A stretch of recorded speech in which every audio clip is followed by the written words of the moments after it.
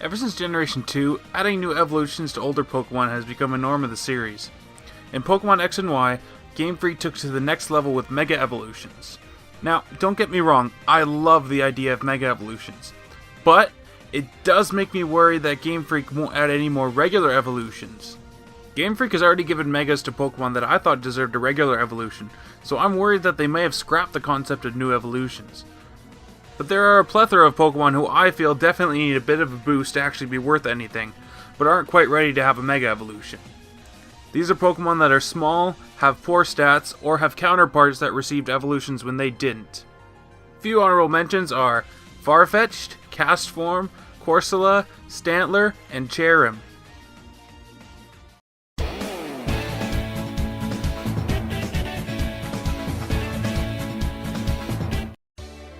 Whenever I do my first playthrough of a new generation, I make sure to not look up anything about the new Pokemon and their evolutions.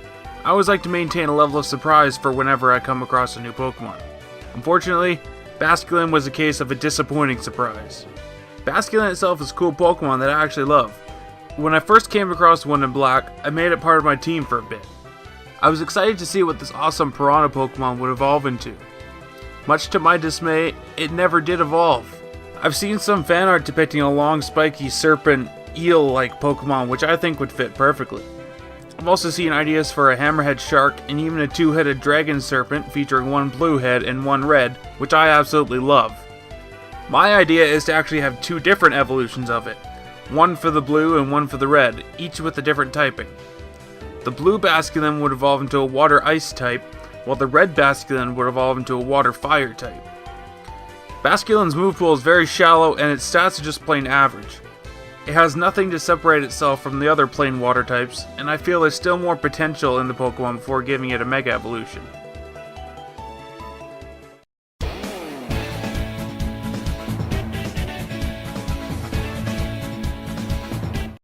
Now, my main reason for wanting a Relicanth evolution is that the Pokemon plays such a huge part in the game because you need one to unlock the Regi Trio. Combine that with its stats and it leaves a lot to be desired. Relicanth has godly defense, but with its horrible speed and special defense, and its 4 times weakness to grass, it's basically useless in battle. I think this design here would be the perfect evolution for Relicanth, except I prefer a water steel type to help protect it from grass moves.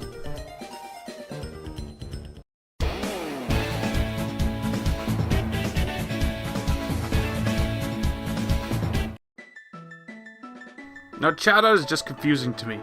I can live with another plain normal flying type Pokemon, but what confuses me is how bad this Pokemon is for when you first encounter it.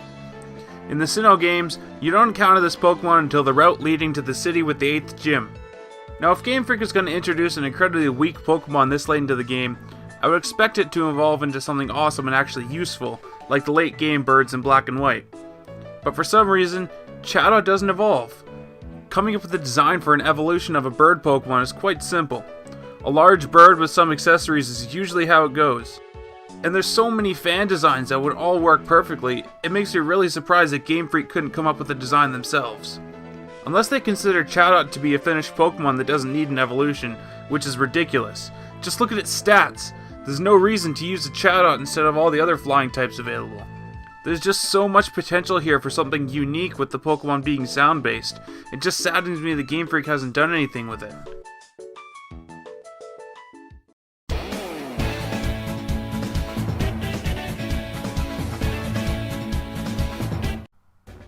In the earlier generations, the bug type was generally useless. Most bug Pokemon were Pokemon that were intended to be on your team just for the early game, which would be replaced later on as you encountered more better Pokemon. As the series went on, bug types were given steroids and became a type to take seriously. Ledian made no contribution to that. Its stats and move pool are awful.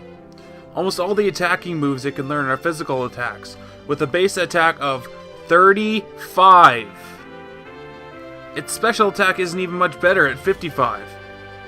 The only moves that can take advantage of its stab from the flying type are Aerial Ace and Acrobatics, both physical moves.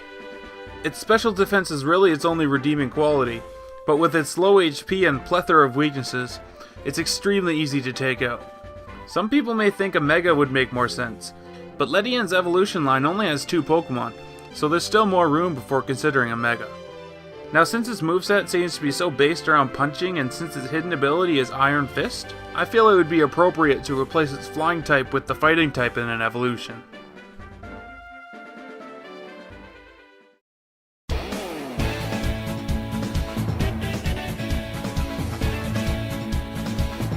I'm putting both of these on the same slot because they're basically the same Pokemon. Illumise has higher special attack while Volbeat has higher attack, and their abilities are different, but other than that there's nothing else that separates these Pokemon. And besides, if Game Freak ever gave one of them an evolution, they would without a doubt give the other one an evolution as well. Now my experience with these guys is very similar to Basculin. I added a Volbeat to my team in Sapphire when I first encountered one, hoping for great things to come. I got to about level 35 before accepting that it just wouldn't evolve. Both of their stats are really lackluster and their move pools are alright, but nothing special. However, both of them have the hidden ability of Prankster, so they could possibly be used to poison, paralyze, or set up weather on the first turn, but there's so many other options that fit the role much better. Since Illumise is a special attacker, I feel that typing a Bug Psychic would make sense for its evolution. Volbeat being a physical attack gives it several options.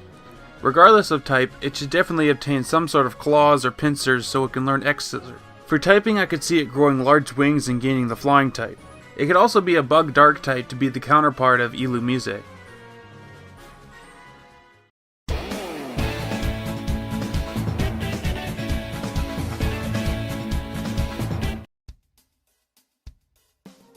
When a Pokemon is hard to find, you'd expect it to be a rewarding result for all the hard work and dedication it took to obtain it. Well, those expectations are not even close to being met with Chimecho. In the Hoenn region where it was introduced, it was only available on the summit of Mount Pyre, with a 2% chance of finding it.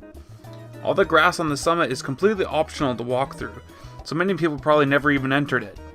There are some hidden items around, but chances are you won't be coming across a Chimecho if your only objective is to grab the items. Not only that, but there's nowhere around to heal, so I'd be surprised if anybody used this area as a grinding spot. All this means that chances are, the majority of people playing Gen 3 for the first time didn't even know this Pokemon existed, as I can't remember any trainers in the game that used it. Now for a Pokemon that's so hidden, it doesn't make sense to me why it's so painfully average. It's got a great move pool much like other Psychic types, but there's nothing that Chimecho can do that other Psychic types can't do better. It was given a pre-evolution Generation 4, but I think it needed a regular evolution instead. There may already be 2 Psychic Fairy Pokemon, but I feel adding the Fairy type would make the most sense for a Chimecho evolution. Either that or a Psychic Flying, since it's based on a Wind Chime.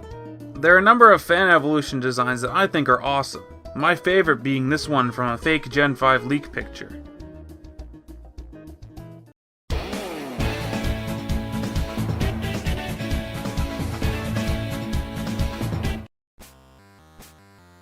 Now, Delibird has to be one of the worst Final Form Pokemon ever.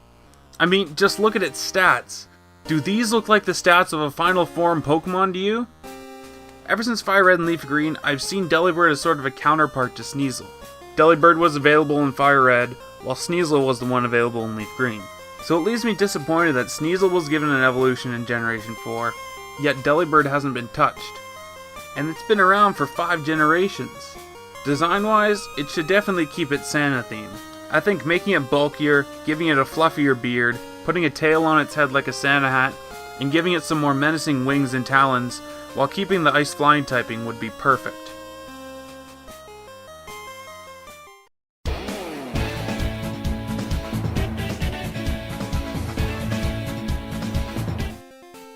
Now Dunsparce is one of the Pokemon I see most people mention when talking about Pokemon that need a Mega Evolution.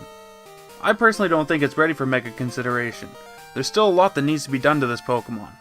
Its move pool is great, but everything else about this Pokemon screams mediocrity.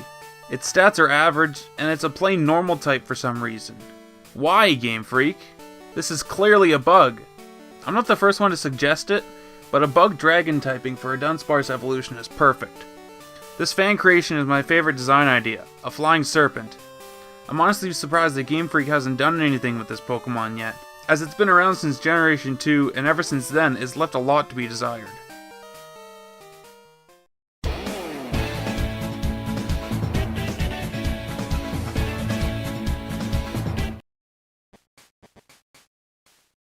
Generation 2 seems to have introduced a lot of, well, useless Pokemon.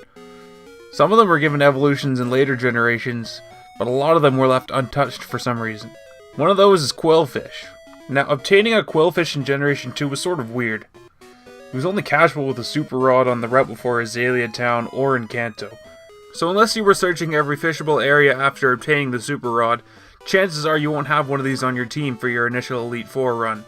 Not only that, but much like Chatot, it's a late game Pokemon with really mediocre stats and virtually no redeeming qualities about it that would make you choose it over other Pokemon of the same type. It doesn't even have a unique typing to make itself stand out. Tentacruel already does the poison water typing much better than Qwilfish could ever hope for. Qwilfish is also a Pokemon I see a lot when people are making lists of most forgettable Pokemon. Giving it an evolution can really help with bringing the spotlight back on it. Well, not that it really had the spotlight in the first place, but whatever.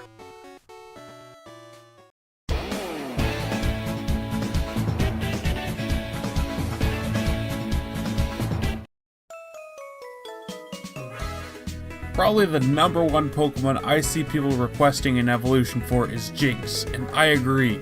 Not that I like Jynx, oh no. Jynx is one of my least favorite Pokemon of all time. The main reason I say Jynx needs an evolution isn't because of stats or usability. Its stats aren't godlike and could use a boost, yes, but they're not awful. No, the main reason is consistency. See, I, like many people, consider Jynx to be part of a group of Pokemon in Generation 1. Those Pokemon near the end of the Pokedex right next to each other that were initially all standalone Pokemon. Most of all, I felt it formed a trio with Electabuzz and Magmar, especially in Generation 2 when they all got very similar baby Pokemon. Fast forward to Generation 4, Magmar and Electabuzz both got evolutions, but Jynx gets nothing. Unfortunately at this point, it's likely that Jynx would get a Mega Evolution instead of a regular evolution. But I still hold out hope that Jynx will be given a regular evolution to complete the trio. Thanks for watching. If you weren't aware, this is my very first video. I'd very much like to hear any feedback you have, whether it be things that you liked or things I can improve on. I plan to make plenty more top 10 videos in the future, so any and all feedback is very much appreciated. Don't forget to smash those like and subscribe buttons if you enjoyed this video. See you all later.